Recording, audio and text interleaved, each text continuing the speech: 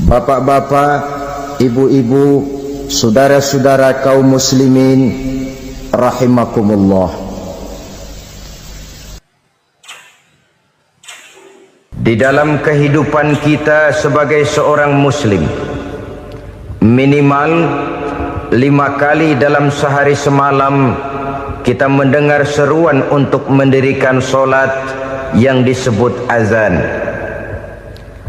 Ada kalimat menarik di dalam kalimat azan itu, yakni seruan hayya 'alal falah, marilah menuju kepada keberuntungan, marilah meraih kemenangan. Seruan ini adalah kecenderungan dari setiap manusia, apapun warna kulitnya. Artinya, setiap orang dalam hidup selalu ingin meraih dan mencari kemenangan. Kemenangan akan melahirkan kepuasan batin, dan kepuasan batin memberikan kebahagiaan. Sedangkan kekalahan melahirkan penderitaan batin, dan penderitaan batin menjerumuskan seseorang di dalam berbagai bentuk kerugian. Jikalau inilah seruan azan, maka masalahnya ialah apa yang menyebabkan kita meraih kemenangan. Al-Quranul Karim memberikan tuntunan dan ajaran kepada kita bahwa orang-orang yang memperoleh kemenangan itu tidak lain adalah orang-orang yang bertakwa. Hanyalah mereka yang bertakwa kepada Allah Subhanahu wa ta'ala pada akhirnya akan tampil sebagai pemenang. Lalu siapa orang yang bertakwa itu? Dijelaskan dalam awal-awal Al-Baqarah, orang yang bertakwa yang akan meraih kemenangan. Pertama, allazina yu'minuna bil ghaib, yaitu orang-orang yang beriman kepada yang gaib, percaya bahwa ada alam yang gaib, alam yang abstrak, alam yang tidak bisa dijangkau oleh salah satu daripada panca indera kita. Mereka percaya dan beriman kepada adanya malaikat, beriman kepada adanya iblis dan jin, beriman kepada adanya alam kubur, beriman kepada adanya alam mahsyar, beriman kepada adanya alam akhirat, beriman kepada adanya surga dan neraka. Beriman bukan cuma sekedar beriman dalam ucapan bibir saja, tetapi beriman yang nilai iman itu mampu mewarnai gerak dan gaya hidupnya. Iman yang meresap sampai ke tulang sumsum, kemudian memberikan dampak positif di dalam kehidupan manusia. Alam, kita tahu, adalah sesuatu yang selain Allah, dan Allah bukanlah alam. Apapun namanya selain daripada Allah, itu adalah alam. Alam pada hakikatnya terbagi menjadi dua.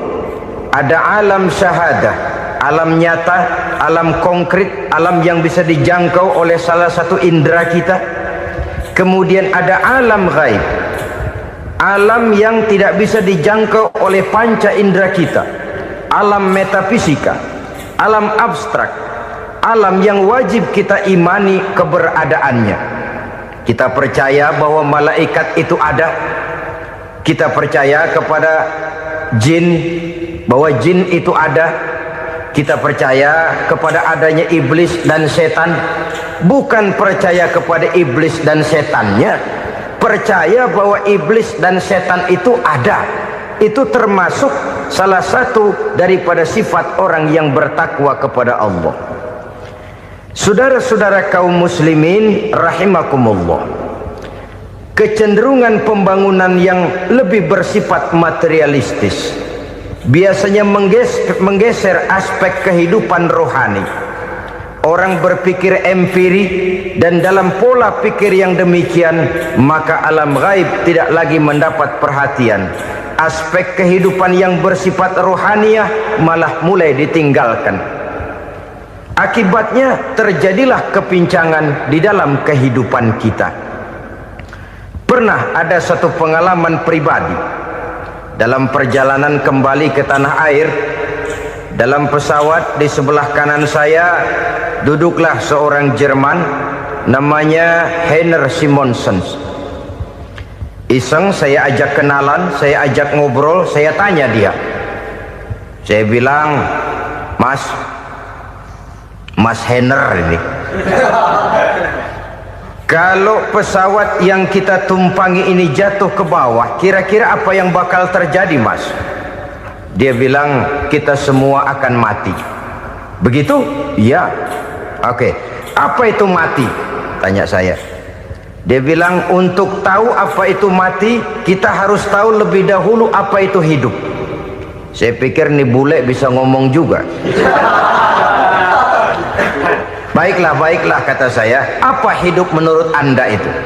Oh, hidup itu dia bilang, kalau seluruh anggota badan kita bekerja secara normal, paru-paru memompa darah secara normal, jantung berdetak secara normal, sel-sel tubuh bekerja secara fit, dan organisme tubuh hanya mau bekerja secara normal, dia bilang, kalau kita memberi makan yang cukup, menu yang teratur, dan gizi yang lengkap. Saya bilang, kesimpulannya apa, Ner? Dia jawab, hidup adalah dari tangan ke mulut. Life is from the hand to the mouth, kata dia. Hidup adalah dari tangan ke mulut. Jadi masalah hidup tidak lebih daripada masalah isi perut. Orang pergi pagi, pulang sore, peras keringat, banting tulang, perut yang dibelain. Saya bilang, you are wrong. Sampean salah, Ner. Kamu orang Islam bukan? Bukan. Pantas. Kenapa saya salah? Dia bilang, ya jelas salah. Salahnya di mana? Kamu ini manusia. Kalau hidup cuma dari tangan ke mulut, saya bilang, kambing di kampung saya juga begitu pikirannya, Ner.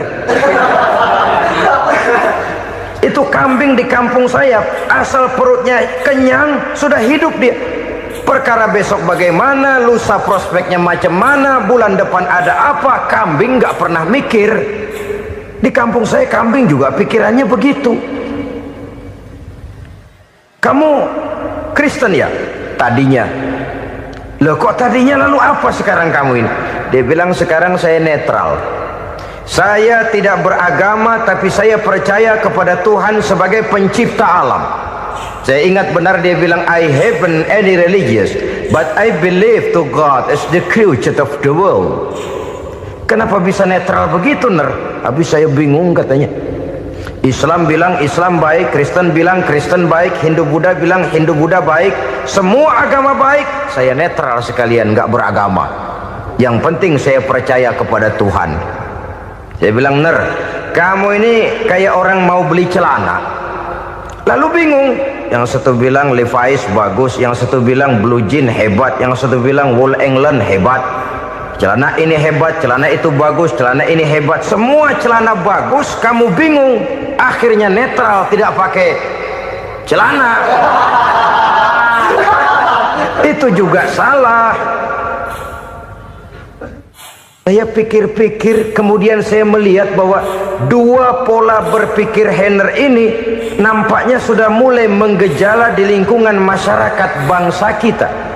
Disadari atau tidak, secara jujur kita harus berkata, dua pola pemikiran Heiner ini mulai berkembang di tengah masyarakat bangsa kita. Pertama, pola pikir materialisme. Hidup adalah dari tangan ke mulut. Masalah hidup tidak lebih masalah isi perut. Itu yang perlu dibela, dan disitulah arti kehidupan. Pergi pagi, pulang sore, peras keringat, banting tulang untuk mempertahankan perut. Kalau sudah kemari cara orang berpikir, maka buat apa percaya kepada yang gaib? Untuk apa sholat? Untuk apa puasa? Untuk apa zakat? Untuk apa menghadiri majelis taklim? Tanpa kepercayaan kepada yang gaib, hidup berjalan menurut alur empiris dan materialis. Kalau sudah ke sana cara orang berpikir, biasanya orang lalu cenderung menghalalkan segala cara. Hanyalah orang yang percaya bahwa akhirat ada, hanyalah orang yang percaya bahwa alam kubur itu ada, hanyalah orang yang percaya bahwa malaikat itu ada, hidupnya akan lebih terarah dan terkendali. Karena kepercayaan kepada yang gaib, yang merupakan fase daripada kehidupan setelah hidup yang sekarang ini, mewarnai gerak pribadi seseorang di dalam dia melakukan kegiatan hidupnya. Pola berpikir materialisme, disadari atau tidak, mulai menggejala di lingkungan masyarakat bangsa kita. Hidup tidak lebih dari urusan tangan ke mulut, mulut ke tangan, tangan ke mulut. Asal perut sudah kenyang, hiduplah sudah. Perkara bagaimana prospek hari yang akan datang, bagaimana akhirat, tidak jadi persoalan. Ini yang oleh Nabi diperingatkan, ad-dunya sijnul mu'min wa jannatul kafir. Dunia adalah penjara bagi orang beriman dan surga bagi orang kafir.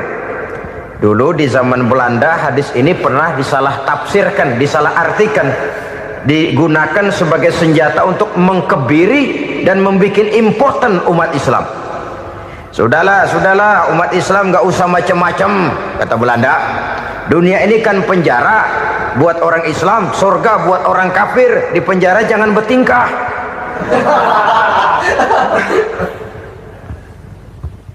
Pengertiannya tidak begitu. Dunia adalah penjara bagi orang mukmin. Artinya dalam kehidupan dunia seorang mukmin tidak bebas memperturutkan hawa nafsunya. Di penjara hawa nafsunya itu. Sebaliknya surga bagi orang-orang kafir. Buat orang kafir surgalah dunia ini. Mereka bebas memperturutkan hawa nafsunya. Dilarang tidak terlarang, dicegah pun tidak tercegah. Mereka hidup menurut alur bisikan nafsu mereka sendiri. Kemudian bila ajal datang, maut merenggut nyawa, selesailah surganya sampai di situ. Maka bagi orang-orang yang tidak percaya kepada adanya akhirat, kepada adanya alam gaib, surganya sebatas umurnya. Sekali lagi, surganya sebatas umurnya. Bila umur selesai, ajal pun datang merenggut nyawa, selesailah sudah surganya sampai di situ. Alangkah pendeknya perjalanan orang-orang yang tidak percaya kepada alam gaib ini. Bagi kita mukmin, jikalau kita mampu memenjarakan hawa nafsu, kita bisa bahagia di dunia ini. Dan Islam memang tidak menyuruh kita sengsara di dunia. Raih dunia, kejar dunia, gapai dunia sebagai alat untuk mencapai kebahagiaan di akhirat nanti. Hidup adalah satu perjalanan panjang yang terbentang sejak kita terlahir dari alam rahim sampai kepada alam akhirat nanti. Andai kata kita gagal meraih kebahagiaan di dunia, toh kita masih punya akhirat. Tapi jangan jadi dalil yang melemahkan semangat. Biarin dah kita di dunia kebelangsak, yang penting akhirat. Akhirnya dunia benar-benar kebelangsak. Bagaimana dunia ini bisa kita raih, dan bagaimana meraih dunia untuk menunjang kepentingan akhirat nanti. Yang kedua, dari pikiran Heiner yang saya lihat menggejala di lingkungan masyarakat bangsa kita, timbulnya manusia-manusia netral. Seolah-olah Tuhan yes, agama no. Sama Tuhan percaya, agama ogah. Tuhan ngangguk, giliran agama godeng. Padahal hampir dalam setiap ayat dalam Quran, kata-kata amanu biasanya bergandeng dengan wa amilus sholihat. Iman dan amal soleh. Ini sebagai isyarat Tuhan dan agama jangan pernah dipisah-pisah. Apabila kita bertuhan, maka kita harus beragama. Apabila kita beragama, maka agama itu harus bersumberkan dari Tuhan yang kita imani itu. Tidak mungkin kita pisah, Tuhan yes, agama no. Sama Tuhan percaya tapi agama bikin sendiri. Sembayangnya cukup bengong 2 jam madep ngulon.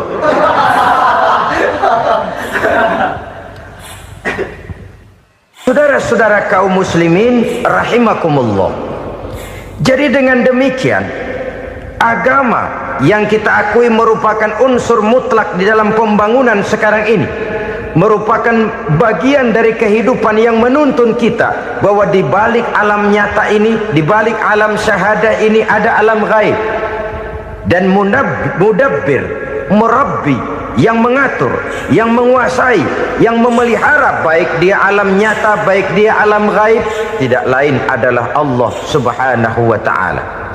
Di sana ada satu super power, satu maha kekuatan yang kita perlu bersandar kepadanya. Sebagai makhluk nyata yang hidup di alam nyata, berbuatlah secara nyata sebagaimana harusnya kita berbuat. Karena Islam jelas bukan agamanya orang pemalas. Islam jelas bukan agamanya orang yang mengajarkan setelah selesai sholat boleh duduk, nggelenggem ayam-ayam, ndelohom, menghitung bintang di langit sambil menunggu keajaiban. Tidak. Islam adalah agama yang mengajarkan apabila sholat sudah selesai kamu kerjakan, bertebaranlah di permukaan bumi, cari karunia Tuhanmu. Jangan hidup berpangku tangan menunggu keajaiban, karena hidup bukan undian. Jangan berharap untung besar tanpa mau peras keringat. Tapi di sebalik itu toh kita juga harus yakin bahwa di sisi usaha nyata yang kita lakukan ada satu super power, satu maha kekuatan gaib yang menentukan berhasil dan tidaknya usaha kita. Kepercayaan kepada hal semacam inilah yang mendorong kita untuk mempunyai sandaran vertikal, agar jikalau usaha ini berhasil, kita tidak lupa diri dan lupa daratan. Jikalau usaha ini gagal, kita tidak putus asa dan buruk sangka, tidak cupik pandangan dan sempit hati, tapi mampu melihat persoalan dengan kacamata putih sambil husnuzon kepada Allah Subhanahu wa ta'ala. Kita percaya malaikat itu ada yang namanya Raqib dan Atid, mengawasi gerak hidup kita sampai kepada gerak hati kita. Ini memberikan sugesti agar kita berhati-hati, tidak sejengkal tanah pun kita bisa berlindung dari pengawasan Raqib dan Atid. Ada Munkar Nakir yang akan menyoal kita di alam kubur. Ada malaikat Malik, penjaga neraka. Ada malaikat Ridwan yang menjaga surga. Kita percaya kepada adanya jin, kita percaya kepada adanya setan, iblis. Percaya kepada adanya, bukan mempercayai si setan, si iblis lalu menjadikannya sebagai teman. Tidak. Percaya bahwa mereka itu ada dan merupakan makhluk Allah yang gaib, yang diciptakan Allah Azza wa Jalla. Kepercayaan kepada alam gaib memberikan motivasi terhadap gerak lahir manusia, sehingga dengan motivasi kepercayaan kepada yang gaib, gerak lahir jadi lebih terarah, jadi lebih terpelihara. Pernah seseorang bertanya, "Pak, apakah adanya akhirat bisa dibuktikan secara ilmiah?" Saya bilang tidak bisa, tidak bisa. Kenapa? Karena yang berangkat nggak pernah pulang kemari lagi. Kalau dia pulang kemari bisa kita tanya bagaimana enak di sono. Cuma secara moral saya katakan, lebih beruntung orang yang percaya kepada akhirat daripada yang tidak. Sekarang saudara percaya akhirat ada, lalu saudara baik-baik di dunia, sholat, puasa, zakat, menolong orang lain, menebarkan kebajikan. Saudara mati, andai kata akhirat tidak ada, toh dalam hidup saudara sudah berbuat baik, paling tidak nama saudara akan dikenang sebagai orang baik. Sebaliknya, saudara percaya, kata saya, bahwa akhirat tidak ada, lalu hidup semau-maunya, tenggelam dalam maksiat dan munkarat, menentang Allah, tidak mau ruku dan sujud, lalu saudara mati, kemudian akhirat ada, ayo mau apa? Bekal tidak punya. Jadi secara moral lebih beruntung orang yang percaya kepada adanya akhirat daripada yang tidak percaya. Dan itu alam gaib yang tidak bisa dibuktikan secara eksat.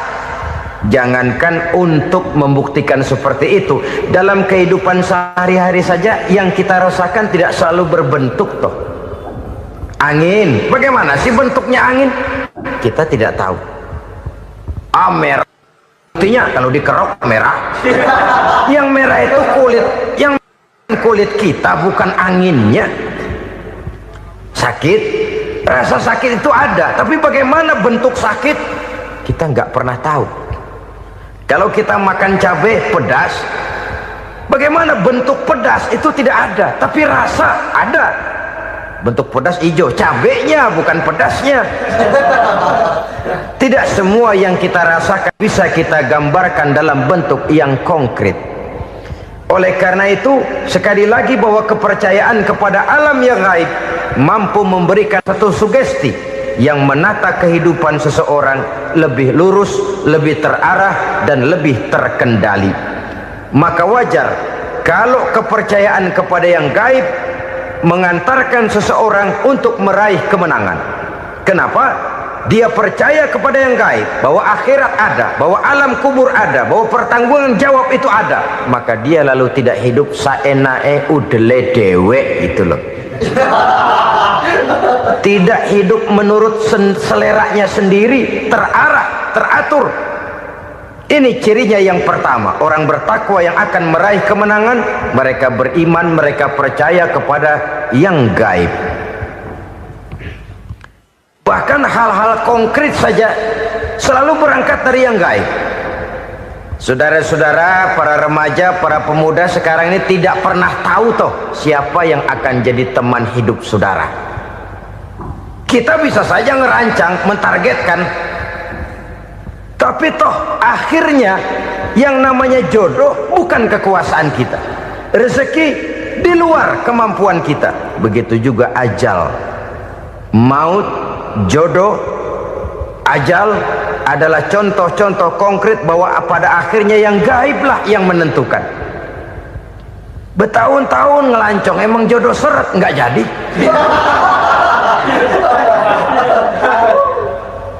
Begitu kenal baru setengah malam nginep ditangkap hansip kan.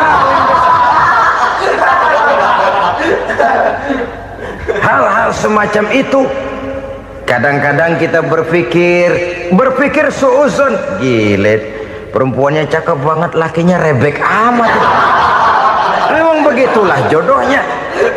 Memang begitulah jodohnya.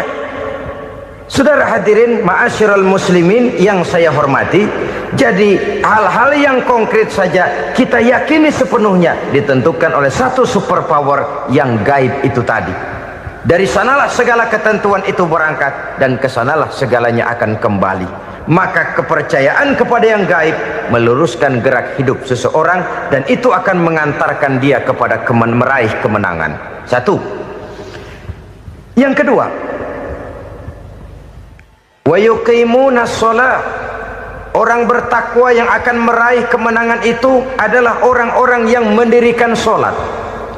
Kenapa sholat mengantarkan orang untuk meraih kemenangan? Yang jelas, inna sholata tanha anil fahsya'i wal munkar. Sholat mampu mencegah manusia dari perbuatan keji dan munkar. Banyak filsafat hidup yang terkandung di dalam sholat ini. Sejak kita wudhu sampai kita menghadap ke arah kiblat, sampai kita melakukan gerak-gerak sholat, bacaan-bacaan yang ada di dalam sholat, lalu sampai kepada mengucapkan salam. Banyak filsafat hidup yang terkandung di dalam sholat. Umpamanya saja, setelah takbiratul ihram mulai kita dengan sholat dalam posisi berdiri, diajarkan dalam kitab-kitab fikih agar kita melihat ke arah tempat sujud. Ini kan filsafat kehidupan. Kalau kamu sholat dalam posisi berdiri, lihat tempat sujud. Jangan sholat mata jelalatan, sebab nanti bisa mengurangi kekhusyuan. Jadi wajar kalau yang dikatakan bahwa yang paling afdol adalah shaf yang di depan. Kenapa? Secara harfiah pengertiannya akan lebih mengundang kekhusyuan. Kenapa? Kalau kita di shaf paling depan di masjid umpamanya paling banter kita lihat tembok. Tapi kalau kita shaf di tengah atau di belakang, orang-orang di depan kita pun akan kelihatan. Yang bajunya loreng, yang bajunya genggang, yang bajunya macam-macam. Kita lihat, kadang-kadang kita pikirin, ada yang bajunya bolong. Kita sholat tapi dalam hati, nih orang bajunya robek yang nggak tahu apa. Ada saja hal-hal yang mengusik kekhusyuan kita. Oleh sebab itu diajarkan dalam posisi berdiri, lihat, arahkan pandangan matamu kepada tempat sujud. Ini kan filsafat kehidupan. Maksudnya apa? Kalau lagi diri lihat dong tempat sujud, kalau udah di atas ingat dong sama yang bawah, kalau sudah tinggi ingat dong dari mana kamu berangkat, kalau sudah berkuasa bantu dong yang lemah, kalau sudah kaya santuni dong yang miskin, kalau sudah alim bimbing dong yang awam. Ini filsafat kehidupan. Dalam posisi berdiri kau lihat tempat sujud. Ini akan melahirkan kepekaan sosial di mana seseorang mau tahu kepada orang lainnya. Bagaimanapun kaya kita, tinggi pangkat dan jabatan kita, jikalau hidup hanya untuk kepentingan perut sendiri saja, rasanya belum membawa manfaat di dalam kehidupan kita. Tapi efek yang tertinggi sesungguhnya, solat mencegah manusia dari perbuatan keji dan munkar. Perbuatan keji dan munkar walaupun kelihatannya mendatangkan uang, membawa keuntungan, tapi itu keuntungan semu, keuntungan sementara. Dengan menipu orang lain kita bisa dapat untung, tapi tidak membawa berkah, dan itu adalah kerugian besar dalam kehidupan kita. Maka untuk meraih kemenangan harus dimulai dengan membentuk kepribadian yang tegar, memiliki sandaran vertikal yang langsung kepada Allah Subhanahu wa ta'ala, dan itu hanya bisa kita tempuh melalui jalur ibadah formal yang sudah ditentukan Allah, yakni solat yang 5 waktu. Untuk memperkuat itu ada solat-solat sunnah, rawatib, nawafil sebagai terminal kontrol cadangan untuk memelihara stabilitas temperatur batin di dalam kita berhubungan dengan zat yang maha gaib, yaitu Allah Subhanahu wa ta'ala. Orang sering bertanya, Pak, itu tetangga saya nggak sholat, duitnya nggak habis-habis, Pak. Nggak sholat tapi mobilnya tambah terus, nggak sholat tapi usahanya makin maju. Tapi di sisi lain ada orang yang rajin sholat, rezekinya butak bener, anaknya mana kurus mana korengan. Saudara hadirin ma'asyiral muslimin rahimakumullah, harus saya katakan bahwa solat memang bukan untuk cari duit. Solat adalah sandaran vertikal kita kepada Allah. Sedangkan soal rezeki itu berkaitan dengan sifat Allah maha pengasih dan maha penyayang. Allah maha pengasih, siapapun dikasih kalau mau usaha. Allah maha penyayang, tidak semua orang disayang oleh Allah Azza wa Jalla. Dan belum tentu banyak harta itu merupakan nikmat, mungkin juga istidraj. Artinya istidraj itu dikasih tapi diambulin, kalau bahasa Betawinya itu. Dikasih tapi diambulin, itu bukan merupakan nikmat sesungguhnya, lebih merupakan azab dari Allah Subhanahu wa ta'ala.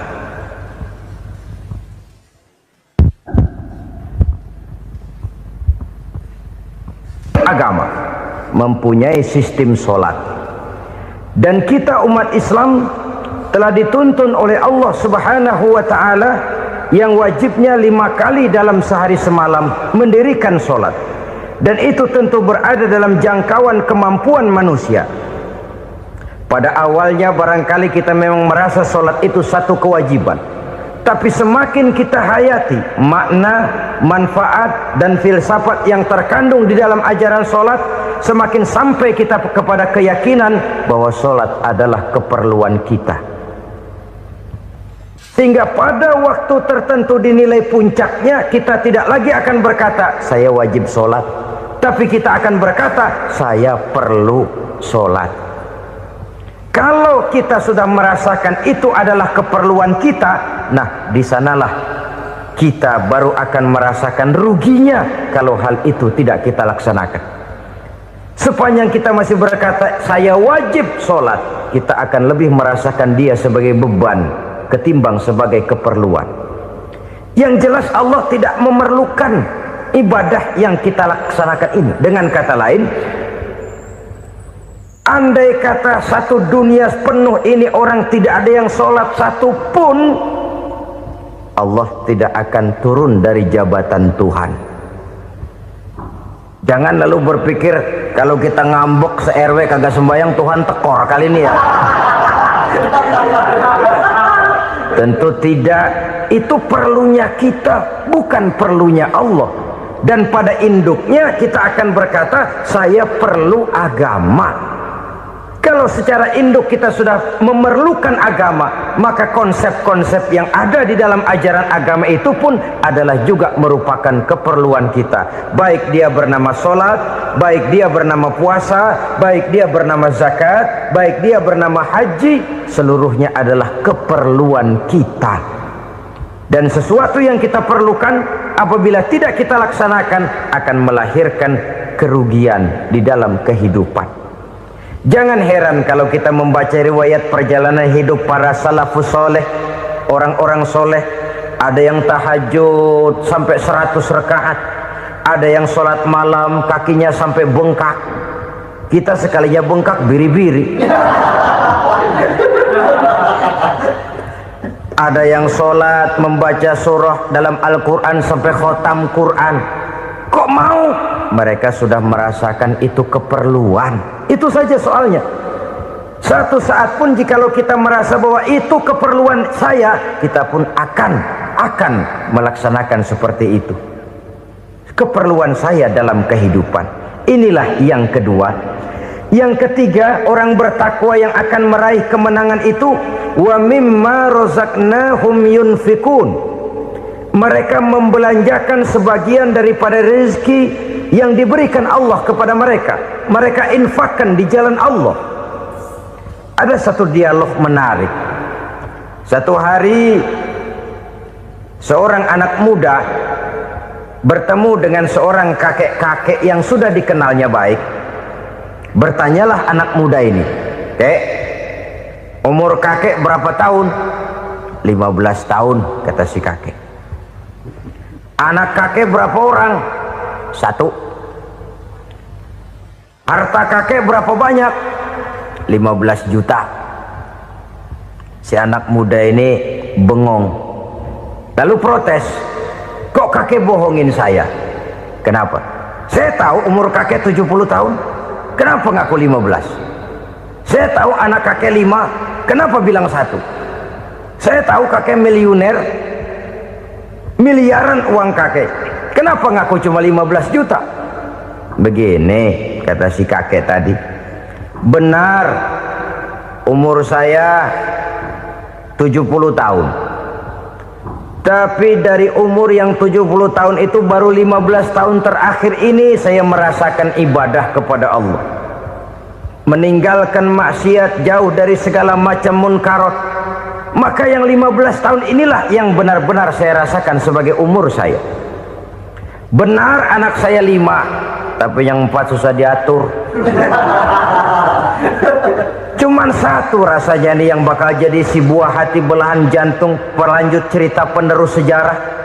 Cuma 1 ini yang saya harapkan, yang akan jadi anak soleh, yang akan membuat saya menerima pensiunan pahala. Kalau yang 4 apek dah, nggak ada harapan. Yang 1 nyekek botol melulu. Oh begitu, iya.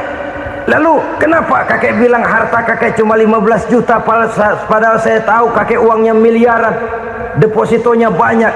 Ya karena 15 juta itulah yang saya ingat yang pernah saya belanjakan di jalan Allah. Saya merasa itulah harta saya yang sebenarnya.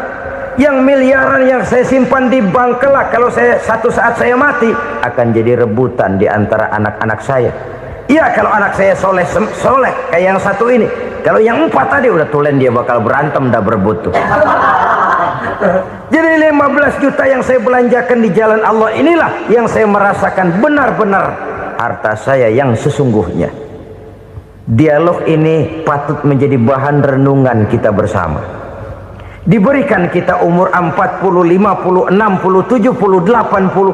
Berapa tahun dari umur yang diberikan itu yang jalan mulus, yang kita gunakan untuk melaksanakan ibadah?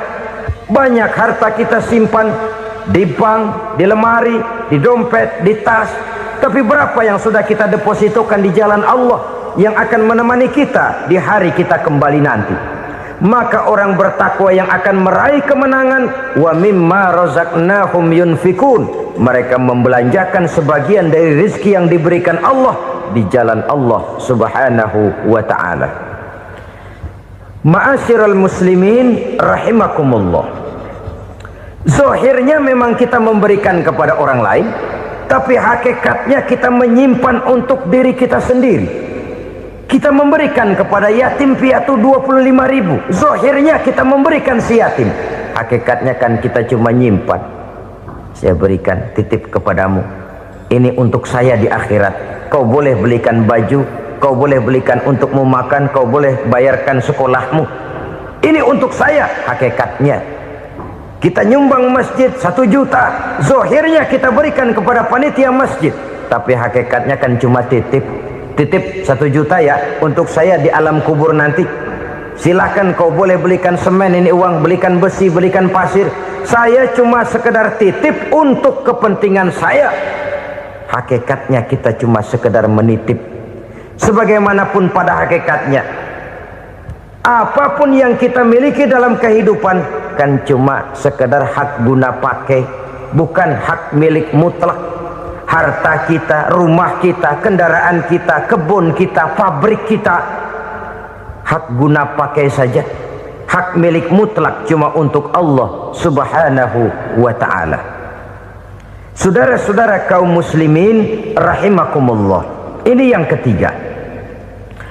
Kemudian yang keempat, orang-orang bertakwa yang akan meraih kemenangan, allazina yu'minuna bima unzila ilaika, mereka yang beriman, mereka yang percaya kepada apa yang telah diturunkan kepadamu Muhammad, ay Al-Quran, yakni Al-Quranul Karim. Setelah percaya kepada yang gaib, mendirikan solat, kemudian menginfakkan sebagian dari rezeki yang diberikan Allah, mereka juga lalu percaya kepada yang diturunkan terhadap Nabi, yaitu tidak lain Al-Quranul Karim. Sekali lagi di sini, percaya bukan hanya sekedar percaya saja, tetapi percaya lalu menjadikan Al-Quran itu sebagai pedoman hidup. Sebab memang Al-Quran itu adalah GBHM, garis-garis besar haluan muslim. Apa yang harus kita lakukan, apa yang harus tidak kita lakukan, bagaimana mestinya kita bertingkah laku dan berbuat, seluruhnya tercantum di dalam Al-Quranul Karim. Itu sebabnya ketika satu hari Aisyah ditanya bagaimana akhlak Rasul, beliau menjawab, kana Rasulullah sallallahu alaihi wasallam khuluquhul Quran. Akhlak daripada Rasulullah tidak lain adalah Al-Quran. Jawaban simpel ini memberikan gambaran bahwa keseluruhan daripada konsepsi Quran sudah diterjemahkan dalam kehidupan Rasulullah sallallahu alaihi wasallam. Karena kita tahu akhlak adalah keseluruhan dari gerak hidup manusia, sejak ia berpribadi, berumah tangga, bertetangga, bermasyarakat, sampai kepada berbangsa dan bernegara. Al-Quran tetap memberikan sentuhan nilainya. Oleh karenanya, orang-orang yang bertakwa adalah orang-orang yang menjadikan Al-Quran sebagai pedoman dalam kehidupannya. Dan kita yakini Al-Quran diturunkan kepada Nabi Muhammad bukan merupakan produk Nabi Muhammad. Isi dan redaksinya langsung dari Allah Subhanahu wa ta'ala. Kemudian cirinya yang kelima, orang bertakwa yang akan meraih kemenangan itu, wa ma unzila min qablika. Tidak hanya sekedar percaya kepada yang diturunkan terhadap Nabi Muhammad, yaitu Al-Quran, mereka juga percaya kepada apa yang pernah diturunkan kepada para nabi, kepada para rasul sebelum Nabi Muhammad. Percaya kepada adanya suhuf, percaya kepada adanya Taurat, percaya kepada adanya Injil, percaya bahwa Allah dahulunya sudah menurunkan Taurat kepada Musa, percaya bahwa Allah sudah menurunkan Injil kepada Isa, percaya Injil ada, Taurat ada, diturunkan Allah untuk Isa dan Musa, tetapi tidak wajib mengamalkannya karena kita sudah diberikan Al-Quranul Karim. Ini yang perlu saya garis bawahi. Kita percaya Allah telah menurunkan Injil dahulu kepada Isa. Kita percaya bahwa Allah telah menurunkan Taurat dahulunya kepada Nabi Musa. Kadang-kadang ini dijadikan dalih, dikacaukan pengertiannya. Quran saja mengajarkan bahwa orang yang bertakwa harus percaya kepada Injil, maka pakailah Injil. Apalagi kalau ayat sebelumnya ditilap, dihapus, dihilangkan, Injilnya yang ditekankan, maka akan terjadilah penekanan yang salah arah. Karena salah arah akhirnya bisa merusak dan menghancurkan akidah. Ketika Rasul suatu saat pernah ditanya orang, "Ya Rasul, bagaimana sikap kita sebagai muslim terhadap Injil yang ada sekarang?" Beliau menjawab, "La tukadzibuhu jami'an wa la tusaddiquhu jami'an." Jangan didustakan seluruhnya, jangan juga dibenarkan semuanya. Artinya, ini sudah merupakan gambaran dari Rasul bahwa dalam Injil yang ada sekarang masih ada ajaran-ajaran tauhid yang dibawa oleh Nabi Isa dan diajarkan kepada umatnya. Tapi juga dalam Injil yang sekarang ini sudah terkena intervensi dan investasi manusiawi. Karena itu Rasul menyimpulkan, la tukadzibuhu jami'an wa la tusaddiquhu jami'an. Jangan didustakan semua, jangan dibenarkan seluruhnya. Kita memang percaya Allah telah menurunkan Injil kepada Nabi Isa dulu, tapi kita tidak wajib mengamalkan Injil. Kita percaya Allah telah menurunkan Taurat kepada Nabi Musa, tapi kita tidak wajib mengamalkan kitab ajaran Taurat. Yang wajib kita percayai dan kita amalkan hanyalah Al-Quranul Karim. Kenapa? Oleh karena baik yang ada di dalam Taurat, baik yang ada di dalam Injil, tentu tercakup di dalam Al-Quran sebagai kitab terakhir yang diturunkan oleh Allah Subhanahu wa Ta'ala. Dan itu wajar. Kalau seorang pejabat mau mengeluarkan satu keputusan baru, tentu dia harus meninjau keputusan-keputusan lama. Andai kata dianggap tidak berlaku, dianggap tidak relevan lagi, maka keputusan-keputusan lama itu tentu sudah dianggap tidak berlaku. Sebagian daripada aturan-aturan dalam keputusan lama yang masih dianggap relevan tercantum dalam keputusan baru yang wajib diamalkan. Begitulah hubungannya antara Al-Quran, Taurat, Zabur, dan Injil. 4 kitab samawi yang diturunkan Allah masing-masing kepada Zabur untuk Nabi Daud, Taurat untuk Nabi Musa, dan Injil untuk Nabi Isa alaihi wassalatu wassalam. Ketiga-tiga kitab itu kita percayai adanya. Kita yakini Allah telah menurunkan Zabur, Taurat, dan Injil, tapi kita tidak wajib mengamalkannya. Yang wajib kita mengamalkannya sekarang ini tidak lain hanyalah Al-Quranul Karim saja, karena ia mencakup apa yang ada di dalam Zabur, apa yang ada di dalam Taurat, dan apa yang ada di dalam Injil. Keotentikannya bisa dipertanggungjawabkan. Ya, tapi kan Nabi Muhammad sudah mati 14 abad yang lalu, dan di zaman beliau Al-Quran kan belum dikodifikasikan, belum ditulis. Bagaimana keotentikannya bisa dipertanggungjawabkan? Mudah saja. Allah berjanji, inna nahnu nazzalna dzikra wa inna lahu lahafizun. Kami yang menurunkan Al-Quran dan kami yang akan menjaga dan memeliharanya. Allah turunkan Quran, Allah menjaganya. Bagaimana cara Allah menjaga Al-Quran itu? Banyaknya orang-orang yang hafaz Al-Quran. Hafaz Al-Quran 30 juz, 114 surah, 6.666 ayat. Sehingga jangankan satu kata, jangankan satu ayat, satu kalimat saja berubah, sudah akan timbul reaksi dan mudah dimengerti. Kenapa? Banyak orang-orang yang hafaz Al-Quran. Sedangkan pada setiap akhir tahun biasanya malaikat Jibril selalu mengadakan checking terhadap ayat-ayat yang diturunkan pada waktu itu. Di zaman Nabi sendiri sudah ada usaha kodifikasi. Dan yang lebih luar biasa lagi, sampai hari ini tidak seorang pun mampu membuat satu ayat saja semacam Al-Quran. Ke bahasa manapun dia diterjemahkan, naskah aslinya tetap ikut, rujukan dasarnya tetap ada. Berdasarkan itu, maka tidak mungkin terjadi penyelewengan terhadap atau pemalsuan terhadap ayat-ayat Al-Quranul Karim. Kesuciannya, keotentikannya, kemurniannya bisa dipertanggungjawabkan.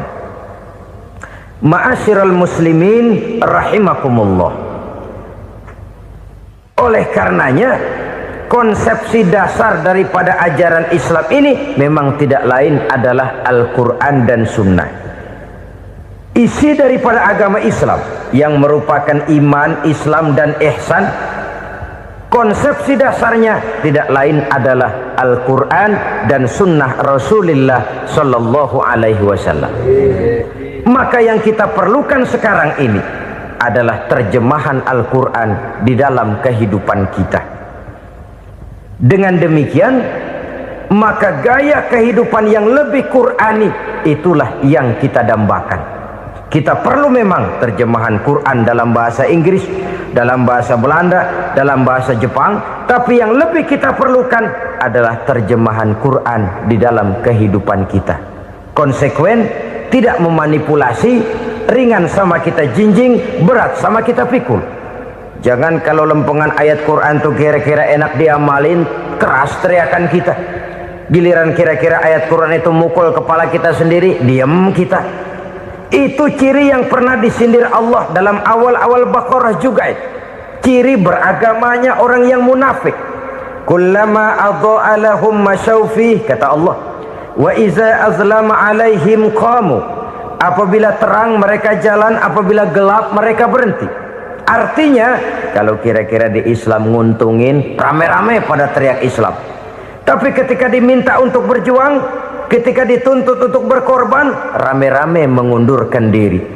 Nasib agama tidak ubahnya seperti daun pisang yang dikait orang di tepi jalan lantaran tak berpayung di ketika hari hujan. Manakala hujan usailah sudah, daun itu pun dicampakkan di tepi jalan, diinjak pula orang nan lalu. Artinya, orang menjadikan agama cuma sebagai lipstick, decoration only, tidak konsekuen. Hanya pada saat-saat kelihatannya Islam membawa keuntungan, rame-rame orang teriak-teriak tentang Islam. Tapi jikalau diminta berjuang, jikalau dituntut untuk berkorban, biasanya rame-rame juga mengundurkan diri. Jangan heran kalau mayoritas hitungan kita, tapi minoritas peranan kita. Kuantitas kita dalam jumlah, tapi dalam kualitas kita lebih sering jadi penonton daripada jadi pemain. Padahal itu sangat tidak boleh terjadi. Umat Islam di Indonesia harus bangkit. Umat Islam di Indonesia harus sadar akan keberadaannya. Tidak boleh hanya jadi penonton berpangku tangan, karena memang agama kita juga mengajarkan untuk konsekuen di dalam menjabarkan ajaran-ajaran daripada agama kita. Kita sering jatuh menjadi umat yang lemah oleh karena kita ini tidak pandai menggalang kebersamaan yang diakibatkan tidak konsekuennya kita. Diistilahkan bahwa umat Islam di dalam menggalang kebersamaannya itu harus seperti orang main sepak bola. Saudara-saudara kan tahu orang main sepak bola itu. Orang main sepak bola, kalau pertandingan belum dimulai sih silakan saja kumpul di luar lapangan, atur strategi yang baik. Tapi kalau pertandingan sudah dimulai, turun ke lapangan hijau, jangan kumpul terus. Ada sepak bola gotong royong, mundur-mundur rame-rame, depan ke depan kumpul melulu mainnya. Kalah. Orang main sepak bola itu ya harus ada penyerang tengah, harus ada penjaga gawang, harus ada strikernya, harus ada kiri luarnya, kanan dalamnya yang jadi backnya. Posisi boleh bermacam-macam, tapi yang penting saling ngoper untuk menggolkan gawang lawan. Begitulah umat Islam ini.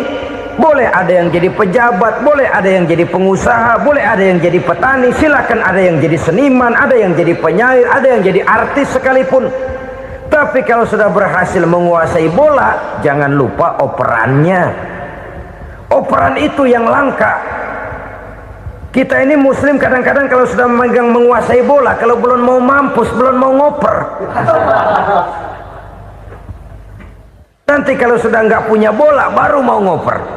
Kalau sudah dengar-dengar mau dekat pensiun, baru mau jihad, baru mau berjuang, baru mau ngurus pesantren. Tanda tangan sudah tidak laku, memo sudah tidak dihargai, baru mau berjuang. Kemarin kemana, Mas? Kita tidak pandai memanfaatkan posisi. Dengan kata lain, kalau kembali kepada persoalan kita, konsekuensi kita terhadap agama yang kita anut ini belum ideal. Kita masih lebih sering berislam ini pada saat-saat yang menurut perhitungan kita membawa keuntungan. Tapi kalau diminta berjuang, dituntut berkorban, yang itu pun hakikatnya adalah untuk kepentingan kita juga. Allah tidak pernah menuntut kita untuk jihad bagi kepentingan Allah, itu tidak. Berjuang menegakkan agama Allah, apakah untuk kepentingan Allah? Tidak. Untuk kepentingan kita. Sebab nilai-nilai jihad itu pada akhirnya akan membawa kita kepada satu kebahagiaan. Setidaknya kalau tidak di dunia, tentu di akhirat sebagai syahid. Oleh karena itu, pada bagian akhir ini saya ingin mengajak, marilah kita konsekuen. Sekali kita berkitabkan Al-Quranul Karim, mari dia kita jadikan pedoman.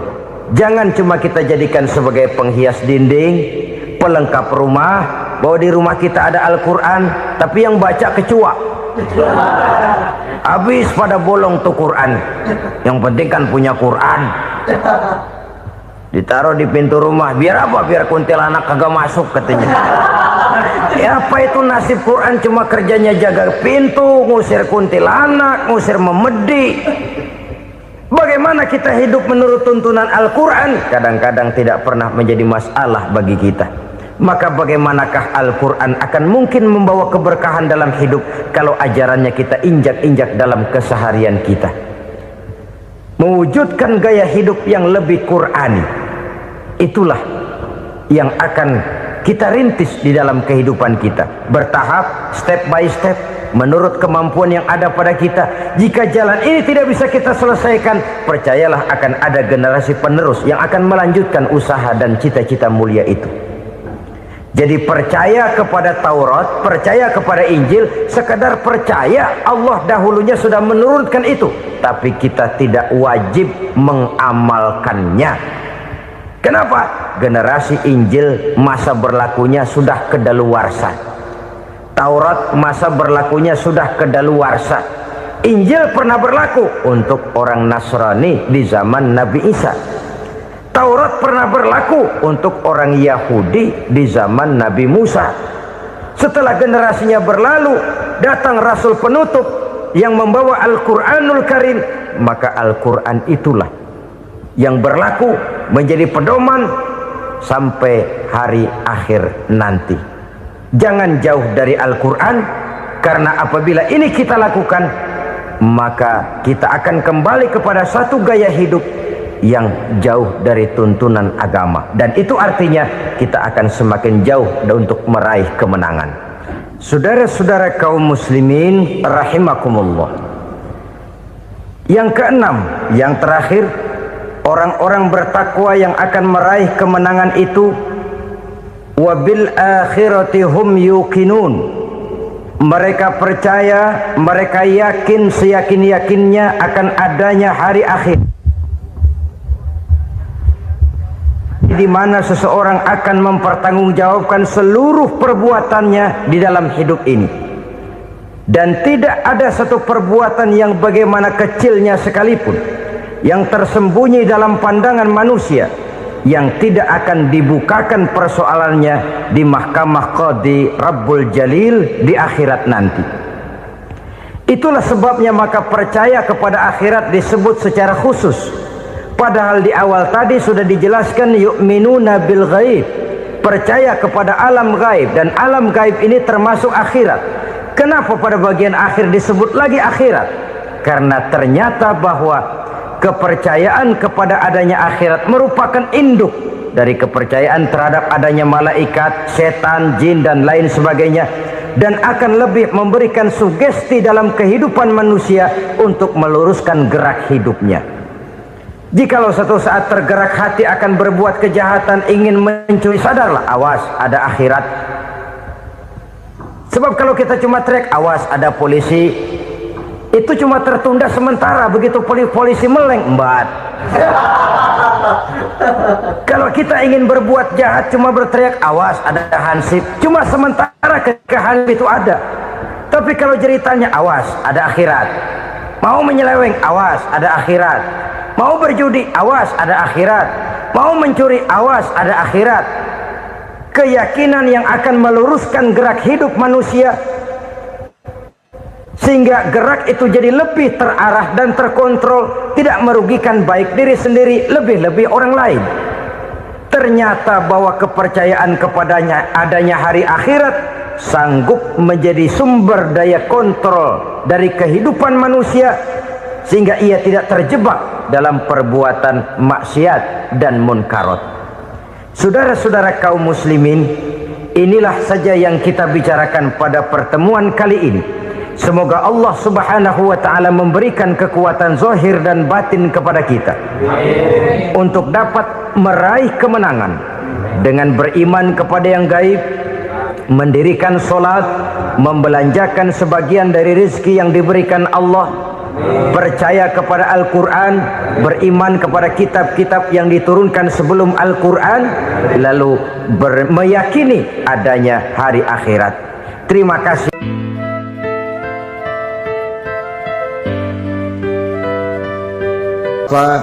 Ibu-ibu, saudara-saudara kaum muslimin rahimakumullah, kita menyaksikan peristiwa-peristiwa yang memilukan dan memalukan. PHK terjadi di mana-mana, pengangguran meningkat, harga-harga membumbung tinggi, daya beli rakyat semakin lemah. Sementara di bidang politik, kejadian-kejadian memberikan indikasi bahwa persatuan dan kesatuan kita sebagai bangsa dewasa ini tengah berada dalam ujian yang berat. Pada jumpa kita kali ini, tanpa bermaksud untuk mencari kambing hitam dari bencana yang kita hadapi, saya ingin menyampaikan sebuah hadis yang diriwayatkan oleh Imam At-Tabarani dari Ibnu Abbas, bahwa Rasulullah sallallahu alaihi wasallam bersabda, khamsun bi khamsin, ada 5 perkara yang dapat menimbulkan 5 macam bencana. Mari kita renungi hadis ini satu demi satu sebagai bahan introspeksi buat kita semua dalam menghadapi bencana yang tengah berlaku sekarang ini. Yang pertama, manaqasa qaumul ahda illa sullita alaihim aduwwuhum. Apabila suatu kaum sudah mengingkari janjinya, maka mereka pun akan dikuasai oleh musuh-musuh mereka. Sederhana saja nampak kalimat dalam hadis ini. Apabila orang sudah mengingkari janji, mereka akan dikuasai oleh musuh-musuh mereka sendiri.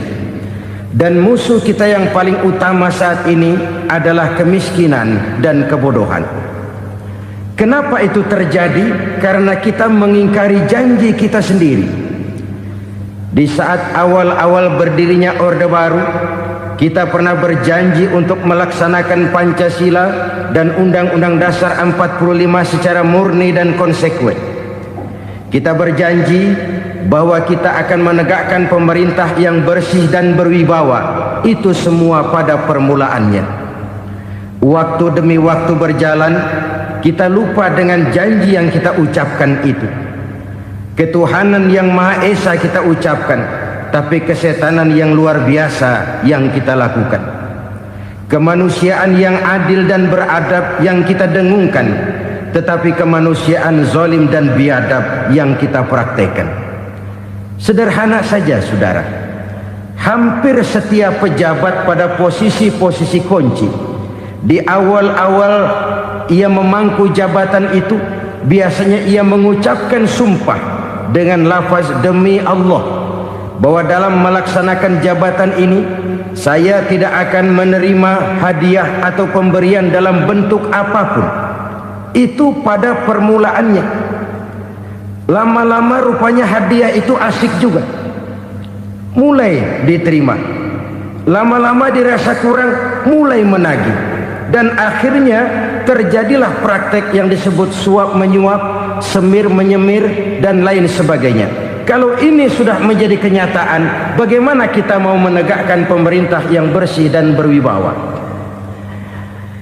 Undang-Undang Dasar 45 menyatakan bahwa bumi, air, dan seluruh kekayaan negara dikelola oleh negara bagi sebesar-besar kemakmuran rakyat. Yang terjadi adalah bahwa kita merasa mewakili rakyat untuk menikmati harta dan kekayaan negara, sehingga rakyat banyak tidak bisa ikut menikmatinya. Menumpuklah harta itu sehingga terjadilah pepatah, gunung ditimbun, sumur digali. Yang kaya semakin kaya, yang miskin semakin terpuruk.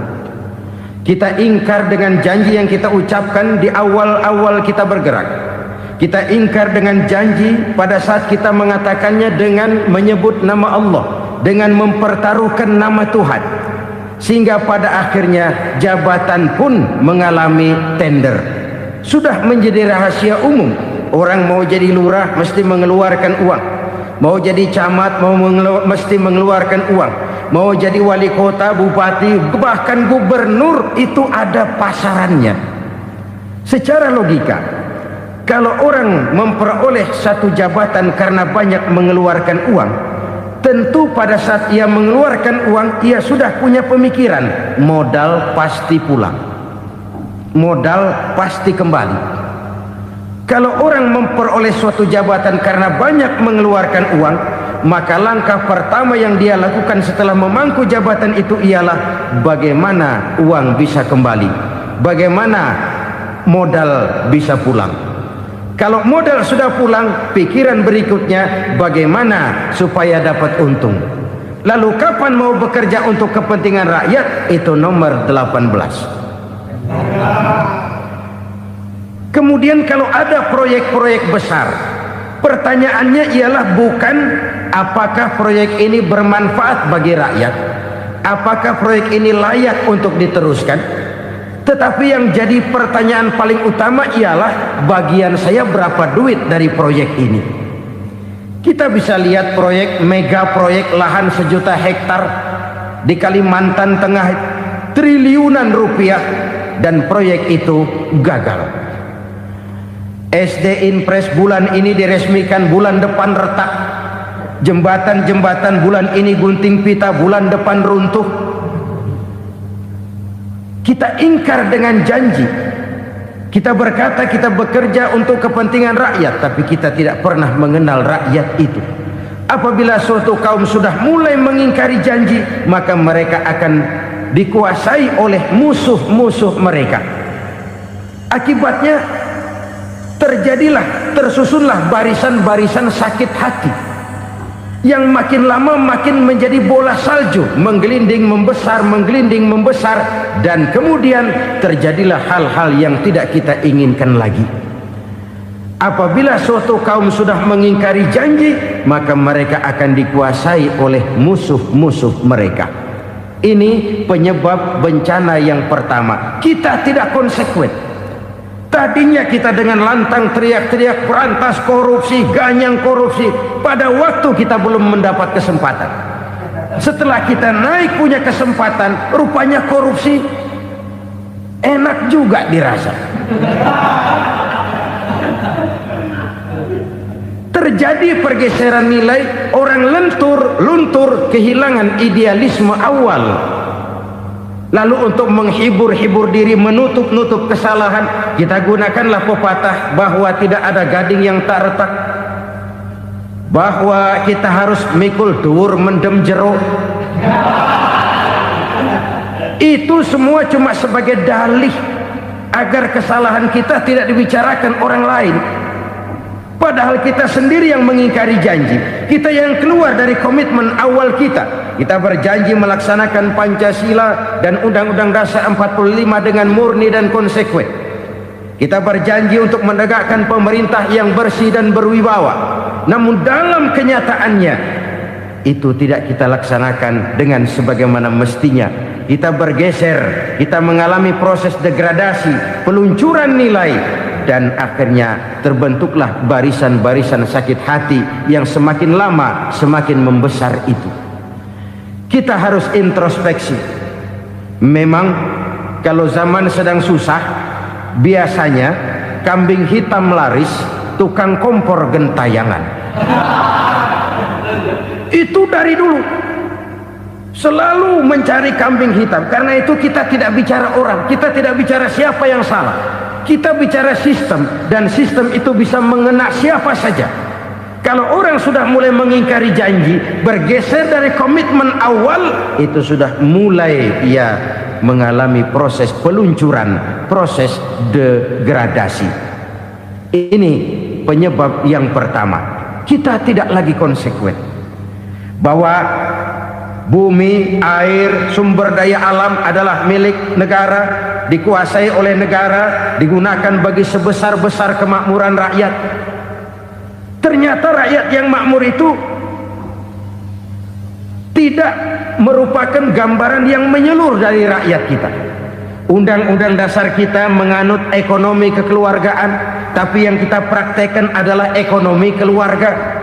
Kalau bukan keluarga nggak dapat proyek. Kalau bukan keluarga nggak dapat macam-macam. Kekeluargaan kita rubah menjadi keluarga, timbullah penyakit nepotisme. Kita bergeser, kita ingkari janji, dan kita anggap kita atasnamakan rakyat. Rakyat cuma sekedar jadi address, rakyat cuma sekedar jadi alamat, tetapi kehidupan mereka tidak banyak berubah dan tidak banyak terangkat. Kaum muslimin rahimakumullah, ini penyakit yang pertama, penyebab bencana yang pertama. Yang kedua kata Nabi, wa ma hakamu bighairi ma anzalallah. Apabila hukum yang diterapkan sudah tidak lagi bersumber dari hukum Allah, illa fasha fihimul faqru, maka akan bertebaranlah kemiskinan di mana-mana. Ini artinya apa? Apabila hukum tinggal sebuah stempel, apabila hukum sudah diatur menurut kepentingan, apabila hukum sudah tidak lagi ditegakkan secara adil, maka kemiskinan merambah di mana-mana. Hukum diatur menurut selera orang yang sedang berkuasa, maka yang benar bisa jadi salah, yang salah bisa jadi benar. Hukum dalam kenyataan hidup berlaku seperti pisau. Pisau itu kan saudara lihat, yang namanya pisau dimanapun itu tajamnya ke bawah, ke atas tumpul. Kalau hukum itu, kalau untuk rakyat, hukum itu tajam bukan main, cepat sekali dilaksanakan. Tapi giliran menengah ke atas, yang gedean dikit berbuat salah, hukum tumpul. Hukum pura-pura tidak dengar.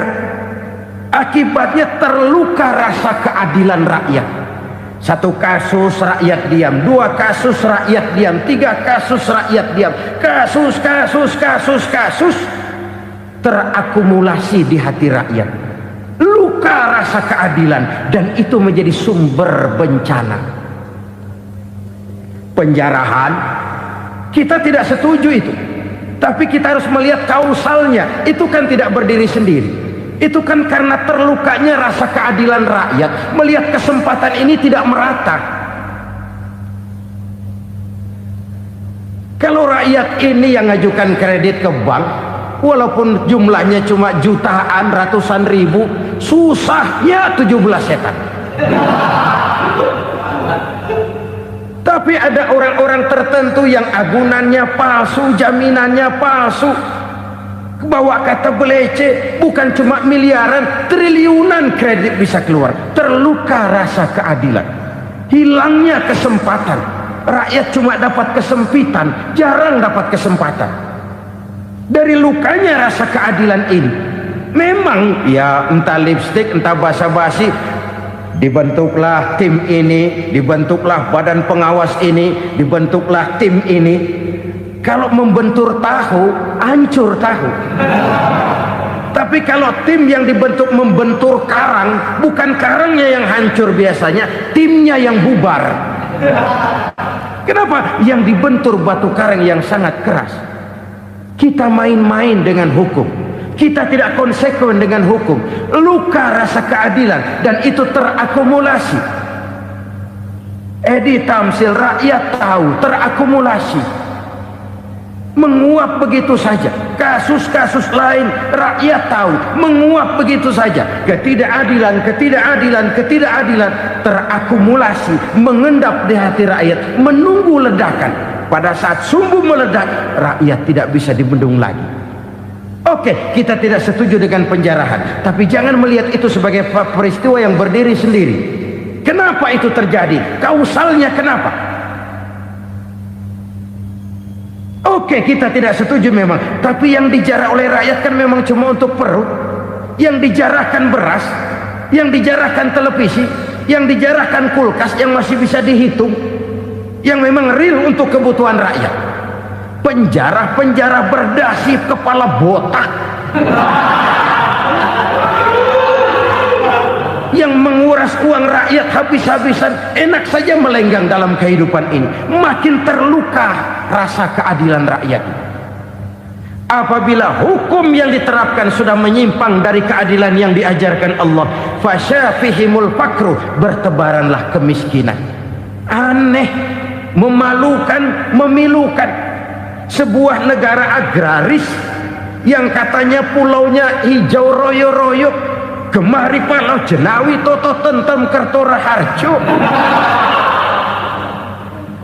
yang tahun 93 pernah mendapat penghargaan dari FAO, Badan Pangan Sedunia, sebagai negara yang berhasil dalam swasembada pangan. Sekarang ini kita terpaksa betul beli beras dari Vietnam, beli beras ke Kamboja, beli kedelai dari Kamboja. Kenapa? Lahan sawah kita habis ditanami pabrik. Teknologi kita, teknologi loncatan yang non-applied, tidak terpakai oleh kita. Lantas lahan yang tidak bisa kita tanami, kita paksakan lahan-lahan gambut menjadi tanah pertanian yang subur dengan biaya triliunan, dan kita gagal. Kita cari jarum dan kapak hilang. Kita mau jadi negara industri dengan loncatan teknologi yang maju, kita lupakan pola pijak kita sebagai negara agraris, dan akhirnya kita kecolongan. Lihatlah dewasa ini, rakyat kita antri sembako di mana-mana. Di sebuah negara agraris, ketidakadilan melahirkan kemiskinan, kemiskinan moral dan kemiskinan material. Kemiskinan moral, rakyat nggak percaya lagi sama pejabat.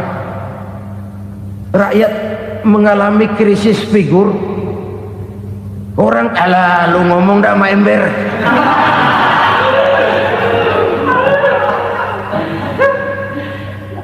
Penataran yang menghabiskan biaya miliaran itu melahirkan pejabat-pejabat korup. Pengawasan yang menghabiskan biaya miliaran itu ternyata impoten, mandul. Kemiskinan moral. Jujur saya berkata, saudara-saudara, setelah pintu reformasi dibuka, itu yang masuk memang macam-macam. Ada yang memang punya tujuan murni, konsekuen, dan punya konsep. Ada yang nunggu di tikungan, begitu mobil lewat nyamber pintu, berangkat ikut reformasi. Ada yang memanfaatkan momentum, mumpung, untuk nyampein unek-unek, ngerti nggak, pokoknya ngomong. Sehingga keadaan semakin rancu, kebingungan semakin menjadi-jadi, masalah yang paling urgen tidak terselesaikan. Sekarang ini orang berpikir mendingan jadi pala ular daripada jadi buntut macan. Buntut macan memang hebat macan, tapi kalau buntutnya cuma ugel-ugel di belakang buat apa?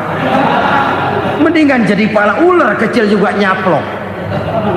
Artinya ya biar kecil juga kalau punya partai kan gagah. Lalu rame-rame bikin partai kayak bikin arisan. Orang makin mengalami dislokasi.